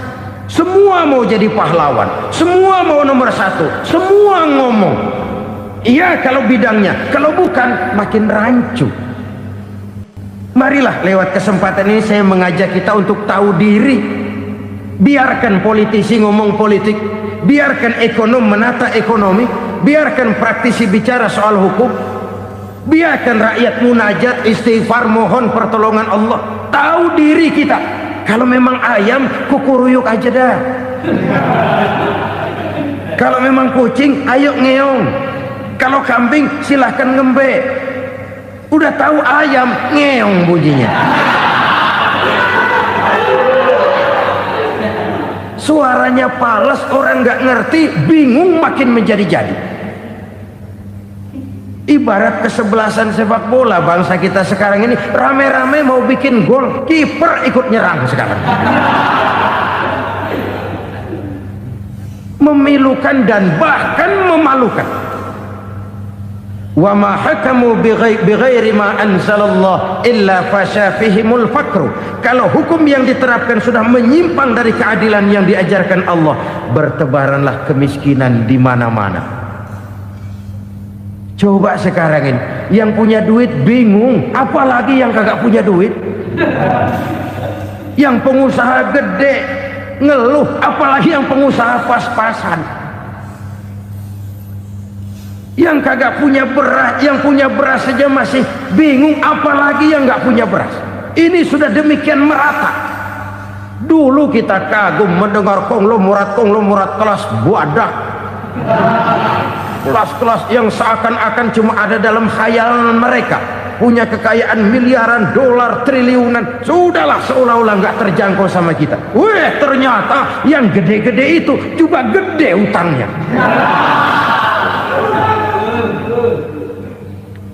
Dan rontok satu demi satu. Ternyata rakyat selama ini cuma dialamatkan, cuma dijadikan address. Rakyat yang tidak banyak ngerti persoalan ini harus menanggung hidup ini begini berat, harus menanggung beban hidup ini begini tinggi, daya beli semakin lemah, semakin terpuruk dan terpuruk, sedang keadaan belum juga banyak berubah.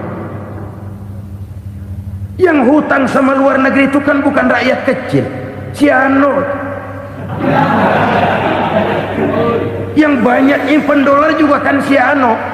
Rakyat kecil bocah kampung mah jangankan nyimpen dolar, ngelihat juga tumben. Kemana kita mesti bercermin? Sekali lagi saya mengatakan maaf, kita tidak bermaksud mencari kambing hitam.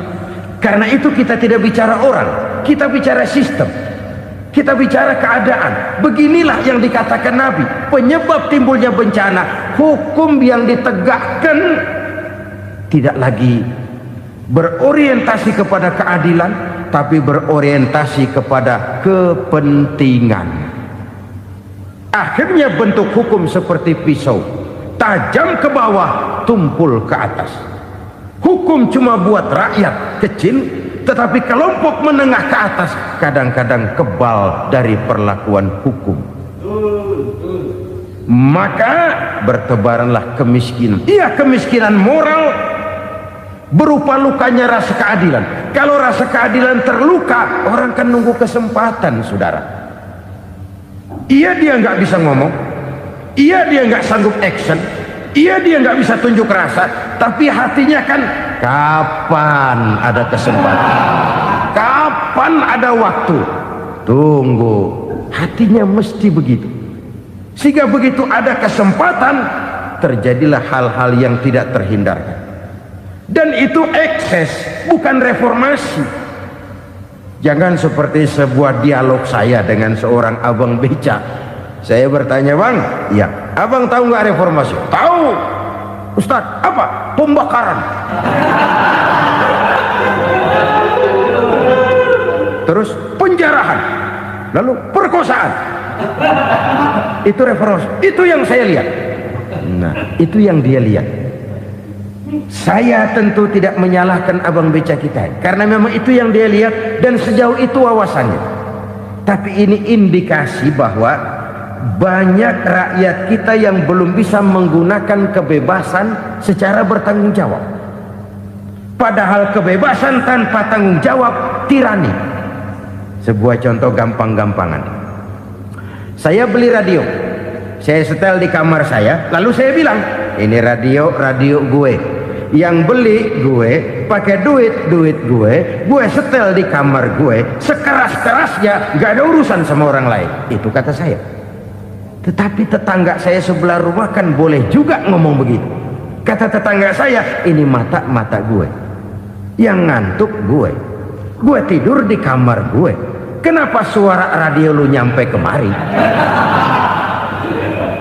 Artinya apa ini? Kebebasan saya nyetel radio dibatasi oleh kebebasan tetangga saya yang mau tidur. Tidak ada kebebasan mutlak. Kebebasan mutlak tanpa tanggung jawab kembali akan melahirkan tirani, kembali akan melahirkan pemaksaan kehendak. Dan itu lagi-lagi bukan demokrasi. Saudara-saudara kaum muslimin rahimakumullah, ini penyakit yang kedua, lukanya rasa keadilan, terutama di kalangan rakyat kecil. Itu mengendap menjadi akumulasi dan menunggu giliran kapan bisa dimuntahkan. Dengan kata lain, rakyatnya udah banyak banget makan yang perutnya jadi enak, nyelam. Kapan nunggu muntahnya? Udah begini banyak akumulasi yang mereka pendam di perut ini, sehingga ketika terjadi kesempatan itu sudah tidak terkendalikan lagi. Kita out of control. Saya tidak mentolerir sikap-sikap kekerasan. Bahkan saya lebih cenderung bahwa kalau di rumah kita banyak tikusnya saja racuni, jangan rumah dibakar. Bahwa ada korupsi, ya, ada kolusi, memang ada nepotisme, tentu. Tetapi tikusnya saja racuni, jangan rumah dibakar. Masa mau ngusir tikus bakar rumah? Tikusnya lari, tikusnya selamat, rumahnya ewes-ewes.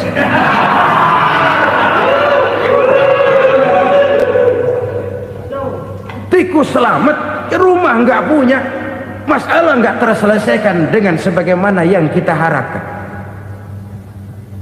Kita sepakat ini negara hukum, dan di hadapan hukum semua manusia itu sama. Itu prinsip yang diajarkan Allah. Al-musawat bainan nas fi takalifil ahkam. Semua manusia sama dalam berhadapan dekat dengan hukum Allah Subhanahu wa taala. Kalau hukum sudah pandang bulu, itu jelas yang enak yang banyak bulunya. Siapa yang banyak bulunya? Monyet. Kalau hukum pandang bulu, monyet keenakan. Saudara-saudara kaum muslimin rahimakumullah, introspeksi. Mari kita bercermin bagaimana perjalanan hukum selama ini. Kalau introspeksi ini kita temukan, lalu ada upaya untuk memperbaiki diri. Jangan menggunakan tak ada gading yang tak retak, mikul duwur mendem jero untuk menutup-nutupi kesalahan orang. Padahal kesalahan itu sedemikian besar. Padahal rakyat kita tiap hari antri sembako. Ada yang sehari sekali makan, ada yang makan sudah bercampur tiwul, ada yang nasi sudah dicampur pisang, balik jadi orok lagi. Macam-macam upaya rakyat untuk menangsal perut ini. Lalu rakyat ditenang-tenangkan, lebih baik puasa Senin Kemis sambil menghadapi krisis ekonomi. Kenapa rakyat yang disuruh puasa?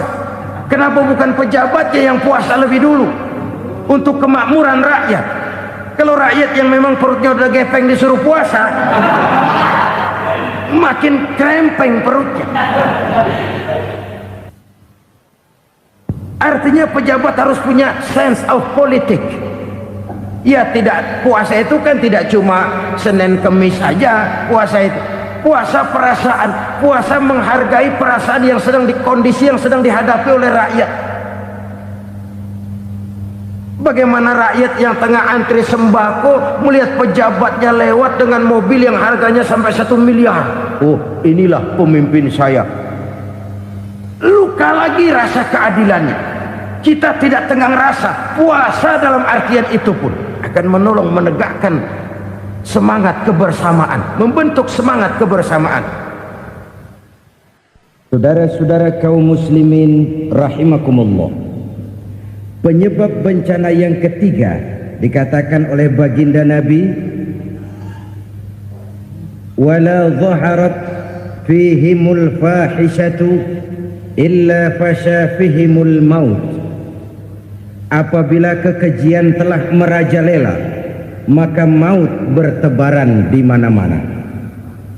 Kita renungi butir kalimat dalam hadis ini. Apabila kekejian telah merajalela, maut bertebaran di mana-mana. Begitu murah arti sebuah kehidupan. Penjarahan untuk hal-hal yang kecil tapi sampai mengorbankan nyawa. Apabila kekejian sudah terjadi di mana-mana, maut pun bertebaran. Maut dalam arti berpisah ruh dengan jasad, tapi juga maut dalam arti orang bisa mati karirnya, orang bisa mati usahanya, orang bisa mati kesempatannya karena perbuatan-perbuatan keji yang selama ini tidak terbendung. Lahirlah teori mafia. Siapa yang kuat dia yang berkuasa, siapa yang lemah dia menjadi mangsa. Proyek-proyek besar yang menang tender itu ya dari itu ke itu saja. Yang pengusaha-pengusaha tidak punya koleksi, koneksi, tidak bisa bayar komisi, dapat proyek tetelan. Ada dagingnya dikit, namanya juga tetelan. Dagingnya sudah habis disantap oleh meja. Sekian puluh meja dilalui, sekian puluh amplop dikeluarkan. Sehingga yang akhirnya ya tinggal tetelan itu tadi. Maka kualitas pekerjaan pun sudah bukan lagi jadi masalah. Demikianlah mafia-mafia ini bermunculan di mana-mana. Di pengadilan terkenallah mafia pengadilan. Hukum bisa dibeli, hukum bisa dipesan menurut kebutuhan sponsor. Mafia peradilan, mafia politik, mafia ekonomi, bahkan mafia agama yang menggunakan agama sebagai kedok, menggunakan agama sebagai dalih, menggunakan agama sebagai topeng untuk melancarkan maksud-maksud politiknya pun tidak tertutup kemungkinan. Apabila kekejian telah merajalela, maut bertebaran di mana-mana. Korupsi, kolusi, nepotisme itu bagian dari kekejian. Kita selama ini kalau mendengar maksiat, itu yang terbayang cuma judi, mabuk, zina. Ya itu maksiat. Tapi korupsi, kolusi, nepotisme itu juga maksiat dalam bentuk lain. Kalau ini sudah bertebaran, maka maut terjadi di mana-mana. Jangan bayangkan cuma mati orangnya, itu sih kewajiban. Yang menyakitkan itu orangnya masih hidup tapi dibikin mati, karirnya mati. Kenapa? Karena yang diperlukan bukan cuma orang pinter tapi orang taat. Biar pinter, kalau nggak taat minggir. Biar bodoh, kalau taat bisa nyenangin atasan, bisa nyemur. Kumaha juragan wae ayo nama. Itu yang kadang-kadang dapat penghargaan. Tidak ada prestasi kerja kecuali bikin senang orang di atas.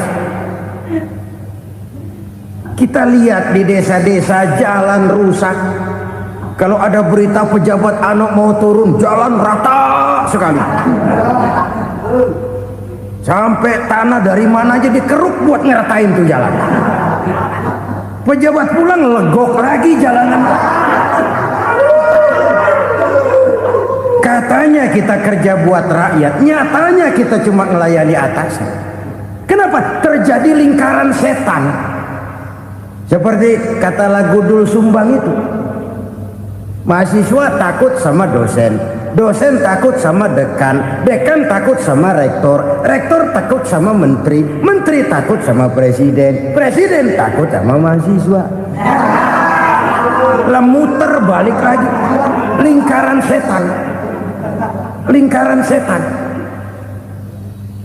Saudara-saudara kaum muslimin rahimakumullah, kekejian yang merajalela, praktek-praktek mafia yang tertuang dalam kehidupan sehari-hari menyebabkan orang mati karirnya, jasad masih hidup, karir mati, itu menyakitkan. Mati bisnisnya. Rakyat kecil pernah senang ketika cengkeh booming, harganya bagus, rakyat banyak yang pergi haji. Lalu mau ditata, lahir tata niaga cengkeh, malah amburadul. Harga cengkeh jatuh, petani cengkeh kecil menjerit. Siapa yang untung? Segelintir orang. Masihkah kita pakai atas nama rakyat untuk kepentingan nasional, padahal yang nyanyi cuma segelintir orang? Masihkah kita mau bohongi rakyat ini dengan mobil nasional tapi bikinan Korea? Masihkah kita mau bermain verbalisme, bermain kata? Ini sebuah masa lalu yang tidak perlu terulang lagi untuk masa-masa yang akan datang. Kekejian merajalela, orang mati karir, bisa mati usaha, mati bisnis. Usahanya maju, dirangkul, hancur. Usahanya maju, dipukul, hancur, tenggelam. Bahkan yang memilukan dan memalukan badan-badan usaha milik negara itu dikebiri sedemikian rupa sehingga tidak menghasilkan hal-hal yang bermanfaat buat negara.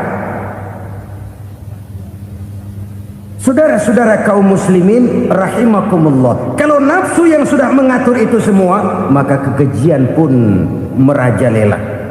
Orang sudah pakai teori mafia, yang kuat dia yang menang, yang kuat dia yang berkuasa, yang lemah silakan minggir di sudut-sudut kehidupan. Kalau kekejian seperti ini merajalela, maut bertebaran di mana-mana. Banyak orang mati karirnya, banyak orang mati usahanya, banyak orang mati imajinasinya. Sekarang ini dalam dunia seni yang banyak karyawan seni, bukan seniman. Seniman itu kan dilahirkan, lain seniman, lain karyawan seni. Sekarang yang banyak karyawan seni, bukan seniman. Mati karir, mati imajinasi, mati improvisasi, sehingga kehidupan persis sinetron. Sinetron itu yang kita lihat rumah mewah, yang kita lihat rumah bagus. Gak pernah kita lihat di sinetron kita ini rakyat antri sembako. Kita dijejali hal-hal yang indah, yang wah, yang membuat kita tenggelam dalam gaya hidup instan, tenggelam dalam gaya hidup wah. Kita lupa dengan realitas keseharian di tengah-tengah masyarakat kita. Lahirlah kelompok-kelompok selebritis, dibesarkan oleh berbagai media. Selebritis pilek aja masuk koran, pilek.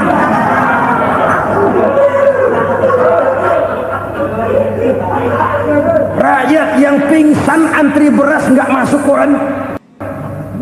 Rakyat yang semaput antri minyak nggak masuk koran. Selebritis panok masuk koran.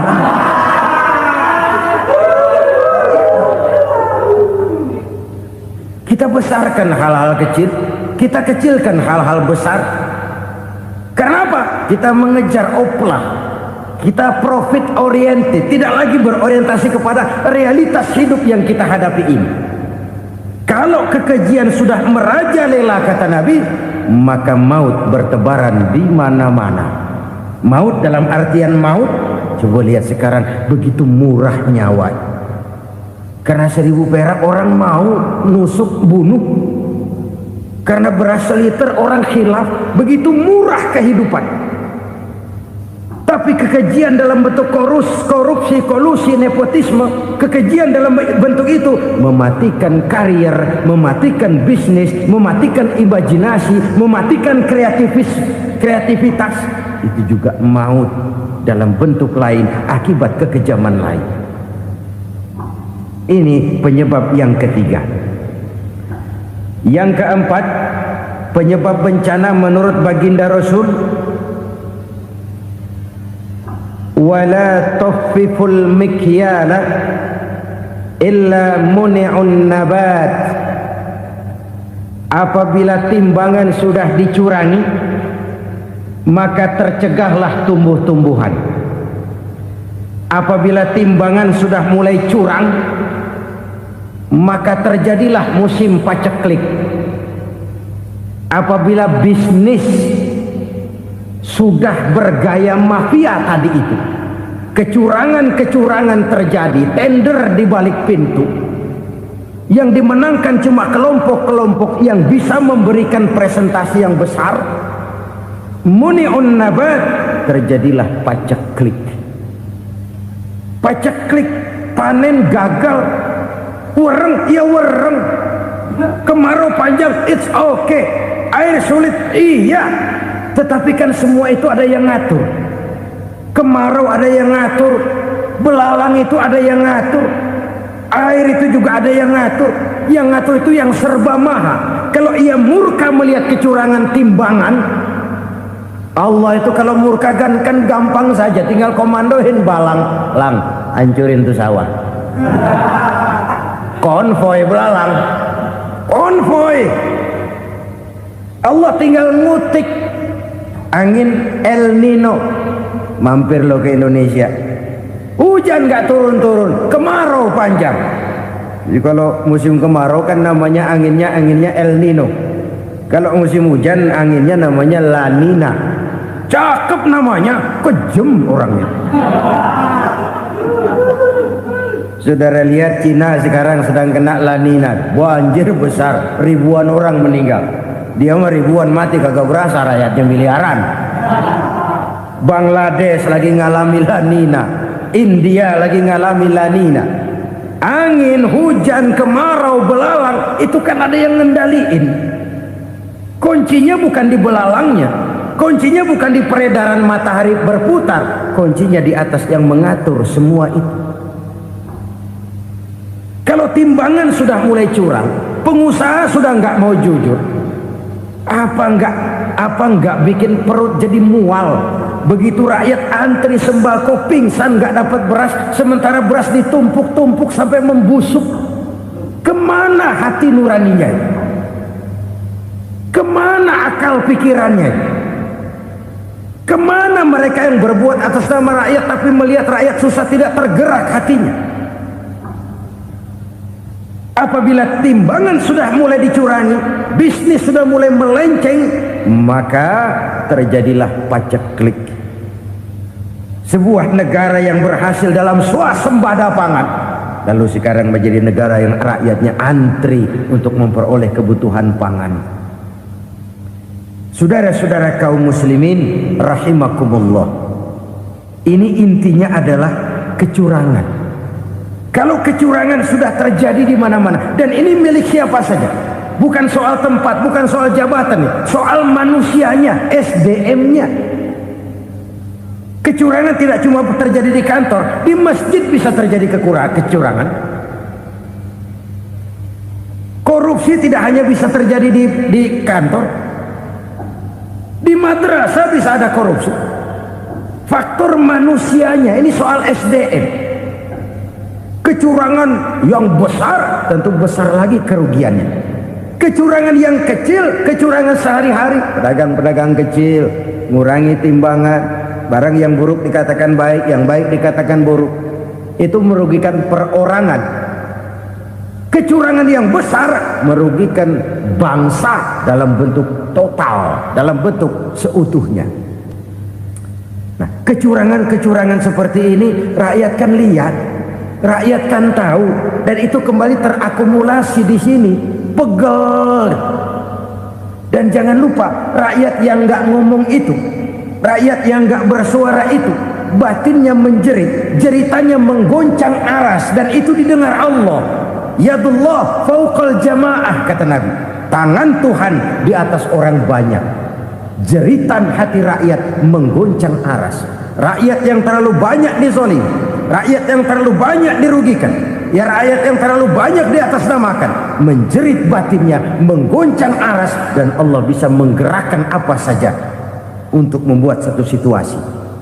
Allah bisa menggerakkan apa saja untuk membuat satu situasi. Saudara-saudara kaum muslimin rahimakumullah, ini faktor yang ketiga, timbulnya kecurangan. Faktor yang keempat maksud saya. Yang kelima, penyebab timbulnya bencana menurut baginda Nabi, wala muni'uz zakat illa hubbisa anhumul qatru.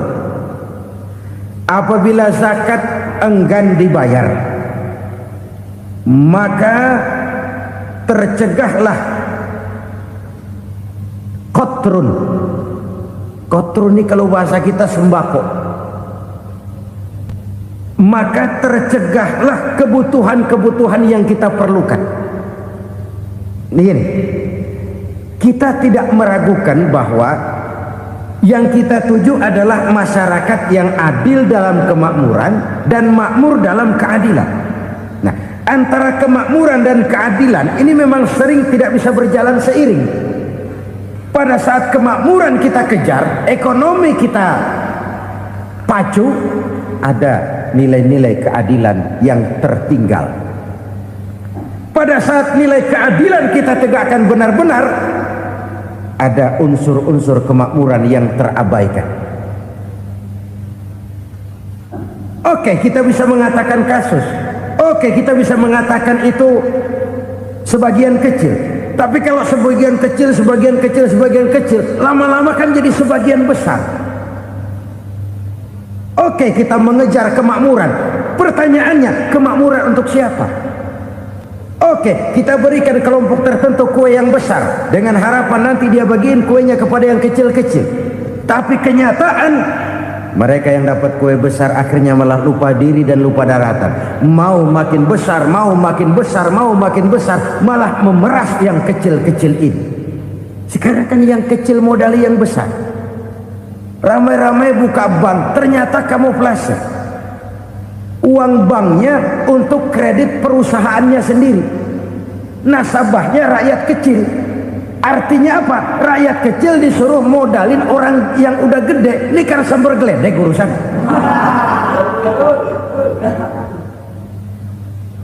Ini kan permainan apa lagi? Rakyat kecil suruh modali yang gede. Nasabahnya rakyat kecil, kumpulkan uangnya di bank, kucurkan kredit kepada perusahaannya sendiri. Bukankah itu rakyat kecil suruh modali yang gede? Sudah begitu kejamkah kita untuk meraih keuntungan dengan mengorbankan orang kecil ini? Sudah tidak bicara lagi kah nurani kita melihat penderitaan orang yang semakin susah ini? Kalau zakat enggan dibayar, padahal zakat 2,5% saja, 2,5% saja. Kalau itu pun enggan, kalau zakat saja enggan, bagaimana pula yang namanya sedekah, bagaimana pula yang namanya infak, bagaimana pula yang namanya santunan, bantuan. Kadang-kadang lipstick nyumbang si nyumbang, cuman nyolongnya lebih gede. Ini namanya sumbangan lipstick. Buat lipstick itu kan buat ngumpetin bibir pucat. Itu fungsi utama lipstick. Buat ngumpetin korupsinya, nyumbang kegiatan-kegiatan sosial, tapi yang dia korup lebih gede dari yang dia sumbangi. Lipstick kamuflase, nepu kata anak sekarang.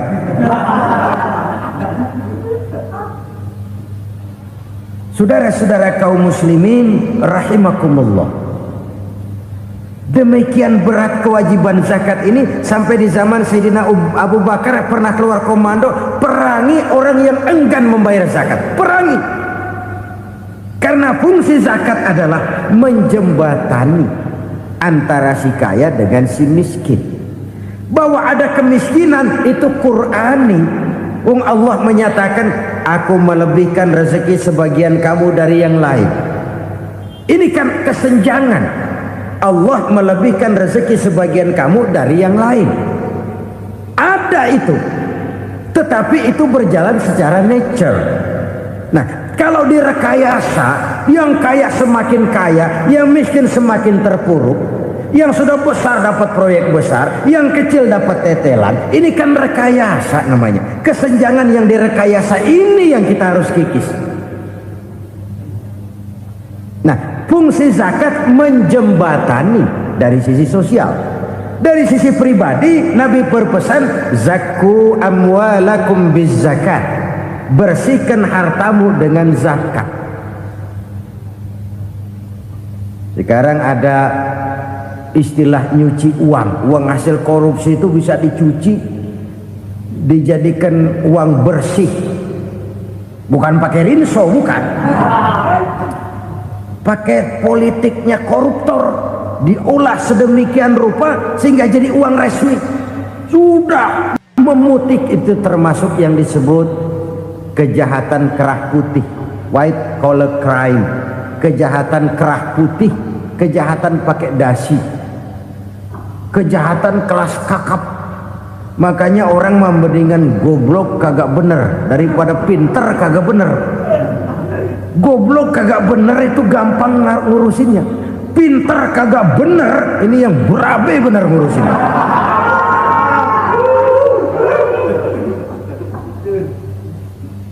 Kita bukan cuma perlu orang pinter kok di zaman sekarang. Kita perlu orang-orang bener yang punya komitmen, yang sesuai kata dan perbuatan, yang bisa merasakan apa yang dirasakan oleh rakyat, yang punya sense of politik yang tinggi, yang peka, yang penuh keterbukaan, yang punya wawasan dan pandangan jauh ke depan. Dari sisi pribadi, zakat itu membersihkan harta kita. Ya, dia tercampur dengan yang subuhat, dia bahkan mungkin tercampur dengan sedikit-sedikit yang haram. Itu zakku amwalakum biz zakat. Bersihkan hartamu dengan zakat itu. Pada sisi sosial ia menjembatani, pada sisi pribadi ia membersihkan harta kita. Karena itu kalau kita minta berdoa minta rezeki, syarat rezeki itu halalan thayyiban wasi'an. Nggak pernah kurang dari tiga itu. Halal, bagus, banyak. Halal, bagus, tapi sedikit, susah ngaturnya. Halal, banyak, tapi kurang bagus. Buat apaan? Bagus, banyak, tapi haram. Enggak ada artinya. Sebab kata Imamul Ghazali, kalau kau terlalu suka memakan makanan yang haram, dikunyah masuk ke dalam perut besar, digiling oleh perut besar, menghasilkan energi, menggerakkan sel-sel pembuluh saraf, kau juga akan cenderung berpikir yang haram. Kalau sudah cenderung berpikir yang haram, perbuatan pun akan mengarah kepada perbuatan-perbuatan yang haram. Dulu waktu kelompok Jimbaran 200 konglomerat Indonesia kumpul dihimbau supaya sekian persen kasih pengusaha-pengusaha lemah. Itu kan cuma sekedar belas kasihan, tidak banyak menolong keadaan. Dan bukan itu yang diperlukan pengusaha-pengusaha kecil. Yang diperlukan adalah berikan kami kesempatan seperti mereka dapat kesempatan. Berikan kami peluang seperti mereka juga dikasih peluang. Kalau cuma dikasih 100 juta, 200 juta hari ini, usaha kami nggak ada prospeknya, peluang kagak ada, kan sama juga bohong. Diceburin ke kali, disuruh berenang, tangan diikat, mendingan mampusin ketahuan. Ayo berenang, berlomba, tangan diikat, kaki diikat, sama saja nyuruh mati. Jadi jangan kasih ikannya, kasih kailnya. Yang diperlukan pengusaha kecil menengah ke bawah itu bukan cuma sekedar belas kasih dari konglomerat-konglomerat besar. Berikan kami peluang seperti mereka juga dapat peluang. Berikan kami kesempatan seperti mereka dapat kesempatan. Berikan kami kredit dengan kemudahan seperti mereka juga kalau minta kredit begitu mudahnya. Menciptakan peluang dan kesempatan, pemerataan. Bukan menciptakan manusia Indonesia dengan standar ekonomi yang sama. Semua rumahnya harus sama, semua punya mobil. Itu sih kebersamaan bebek. Bebek, coba lihat bebek. Satu ngalor semua. Satu ngidul semua. Kebersamaan bukan itu. Kebersamaan adalah menciptakan peluang. Kalau yang kaya bisa semakin kaya, kenapa yang miskin tidak bisa ikut naik jadi sedikit kaya? Kalau pengusaha yang sudah kuat bisa bertambah menjadi kuat dengan proyek mega proyek, kenapa yang menengah tidak bisa ikut menjadi kuat? Dan kenapa kekejian itu merajalela? Kita dengar lewat berita-berita PLN tekor, PLN hutang. Kenapa? Dia beli listrik dari swasta yang belinya lebih mahal daripada penjualannya. Artinya dia beli itu listrik dari perusahaan listrik swasta, dia jual kepada rakyat lagi. Harga jualnya lebih murah daripada dia beli kepada swasta. Kenapa? Ada tekanan lagi tuh. Biasa siklus lagi. Hukum Boyle. Atas neken, paling bawah gepeng. Ya kita nih rakyat kecil, emang nasibnya gepeng terus. Saudara-saudara kaum muslimin rahimakumullah, dari 5 penyebab bencana ini kita ambil kesimpulan untuk sebuah renungan dan introspeksi kita bersama. Pertama, mengingkari janji, padahal janji itu yang lebih tinggi nilainya adalah di hadapan Allah Subhanahu wa ta'ala. Baik wakil-wakil rakyat di parlemen maupun pemimpin-pemimpin rakyat di dalam kabinet, apabila memangku suatu jabatan, selalu mereka mengawali dengan sumpah, dan sumpah itu dimulai dengan demi Allah. Sadarkah kita pada saat itu kita ucapkan bahwa kita sudah mempertaruhkan Allah untuk jabatan yang kita pegang? Kita sudah mempertaruhkan nama Allah untuk posisi yang dipercayakan kepada kita. Sadarkah kita bahwa menyia-nyiakan itu satu dosa yang sangat besar, yang tidak hanya kepada Allah tetapi juga kepada rakyat yang kita wakili, kepada rakyat yang kita pimpin? Cukuplah sudah rakyat dijadikan adres, umat dijadikan alamat sebagai numpang. Marilah kita kembali kepada komitmen awal dengan jujur kepada janji kita sendiri. Lalu yang kedua, kekejian, baik berupa korupsi, kolusi, nepotisme, dan perbuatan-perbuatan lain akan melahirkan kemiskinan. Kekurangan pangan bukan satu-satunya yang menyebabkan rakyat menderita.